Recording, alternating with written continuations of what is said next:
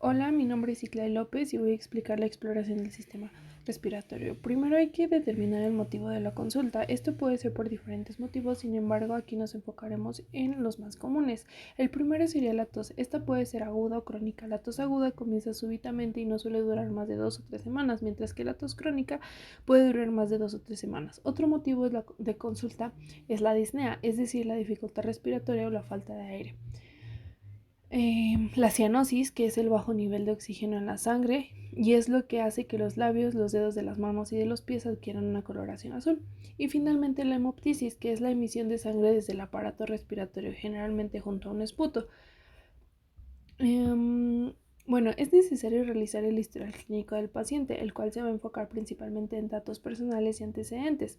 Los datos personales se preguntarán la edad porque, como sabemos, algunas enfermedades afectan más a ciertos rangos de edad. También el domicilio, es decir, el tipo de vivienda o si en su casa está expuesto a algún tipo de humo como el de leña o carbón. Con quién vive, es necesario saber si el paciente tiene gatos, perros o algún tipo de mascota y su ocupación. En los antecedentes patológicos, preguntaremos los antecedentes patológicos, es decir, si ha tenido alguna enfermedad que haya afectado sus pulmones con anterioridad, farmacológicos, si consume algún tipo de medicamento, tóxico-alérgicos, quirúrgicos, si ha tenido algún procedimiento quirúrgico en el pasado, familiares, si su familia ha tenido alguna enfermedad significativa como cáncer, diabetes, hipertensión, entre otros. Y pues también es necesario saber los hábitos del paciente, es decir, si fuma, toma, consume drogas y su tipo de alimentación. Ahora, la exploración física se va a dividir en inspección, palpación, percusión, auscultación y frecuencia respiratoria. La inspección se va a dividir en estática y dinámica. La inspección estática vamos a empezar por la inspección general, que es la inspección general del organismo, que tiene un especial interés en el estudio del hábito constitucional, ya que el tórax es un elemento importante para su identificación. Es necesario examinar el estado de nutrición y pues el estado del cuello. En el segundo punto, que es la inspección torácica, nos enfocaremos en el punto cutáneo, en el cual observaremos el aspecto de la piel, en el punto muscular, que debemos observar las posibles atrofias de los grupos musculares, los movimientos, se visualiza el grado de amplitud inspiratoria de ambos semitórax, así como la simetría o asimetría del desplazamiento. También la conformación con el tórax desnudo se observa la forma y sus posibles asimetrías y deformidades. Aquí explicaremos brevemente algunos de los tipos de tórax que hay. El primero sería el tórax encifematoso o en tonel, que es insuflado en posición inspiratoria con relieves costales acentuados y los hombros y esternón levantados. El tórax piriforme, que se denomina así cuando la parte baja del mismo es muy cerrada. El tórax en quilla o pectus carimnatum, que presenta el esternón y las costillas proyectadas hacia adelante, puede ser congénito o por raquitismo.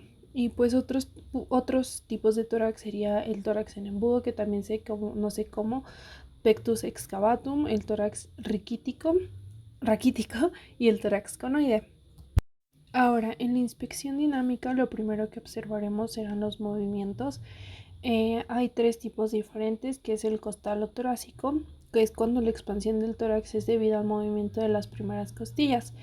El segundo, que es diafragmático o abdominal, que se aprecia una dilatación pulmonar porque el diafragma hace salir al epigastrio y se rechaza la masa abdominal, con la consiguiente visualización del abdomen acompasado, los movimientos respiratorios.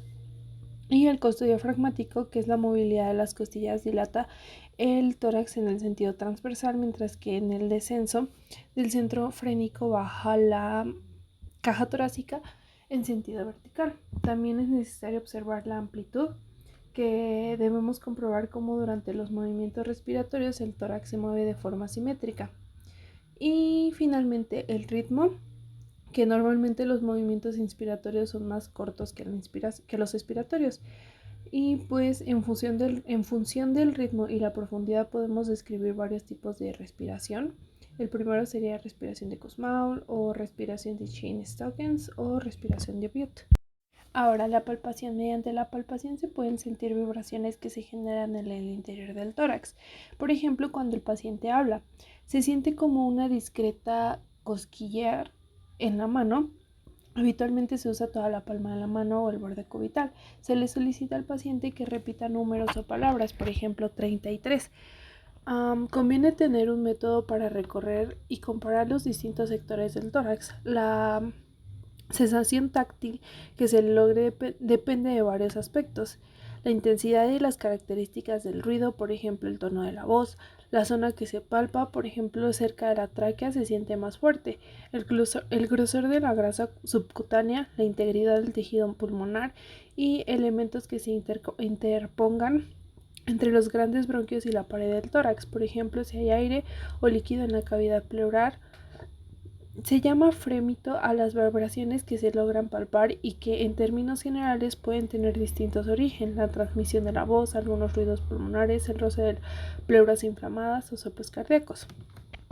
Ahora, en la percusión, primero hay que determinar que existen dos tipos de percusión: la percusión directa y percusión indirecta. En la percusión directa se va a golpear directamente sobre la piel al paciente para escuchar el sonido, y en la indirecta se colocará una mano sobre la piel y con la otra se realizará un pequeño golpe para percutir sobre la mano. La secuencia para la percusión se va a dividir en 4. Primero se observará la región anterior, después los vértices pulmonares, después la región posterior y finalmente la región lateral. En la región anterior del lado derecho se va a escuchar una sonoridad desde la región infraclavicular hasta la quinta costilla, donde comienza la submatidez hepática. En la sexta costilla va a haber matidez hepática. Del lado izquierdo, en la tercera costilla, se escuchará submatidez y matidez, y en el reborde costal timpanismo del espacio de Traube. En los vértices pulmonares, también conocidos como campos apicales de Croning, se delimitan dos franjas de sonoridad que normalmente son simétricas. En la región dorsal se inician los vértices descendiendo por los espacios interescápulo vertebrales a lo largo de la línea escapular y axilar posterior. De la primera a la séptima costilla habrá baja sonoridad con respecto a la región anterior, y de la séptima a la onceava costilla aumentará. Finalmente, en la región lateral, del lado derecho, por encima del noveno espacio intercostal hay sonoridad y por debajo hay matidez hepática. Y del lado izquierdo, por encima del noveno espacio intercostal hay sonoridad y por debajo timpanismo del espacio de Traube en la porción anterior y matidez esplénica en la porción posterior. En la auscultación es fundamental, en primer lugar, que para una buena técnica auscultatoria el enfermo respire relajado, sin esfuerzo y con la boca entreabierta. Al auscultar el aparato respiratorio debemos fijarnos en el ritmo, la intensidad y el timbre. Conviene auscultar simétricamente los dos campos pulmonares, es decir, después de hacerlo sobre una región pasamos a auscultar la porción simétrica del otro pulmón, como se muestra en la imagen. En cuanto al ritmo, normalmente el ruido expiratorio es más corto que el inspiratorio. En cuanto a la intensidad, la inspiración es más fuerte que la expiración.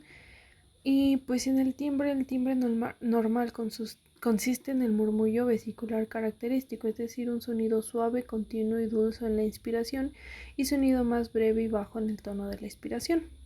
Finalmente veremos la frecuencia respiratoria, que es la cantidad de respiraciones que una persona hace por minuto. Un recién nacido tendrá de 40 a 45 respiraciones por minuto, un infante de 20 a 30, un lactante de 20 a 30, un preescolar de 20 a 30, un escolar de 12 a 20, un adolescente de 12 a 20 y un adulto que es a partir de los 16 años tendrá de 16 a 20 respiraciones por minuto. Esto sería todo y gracias.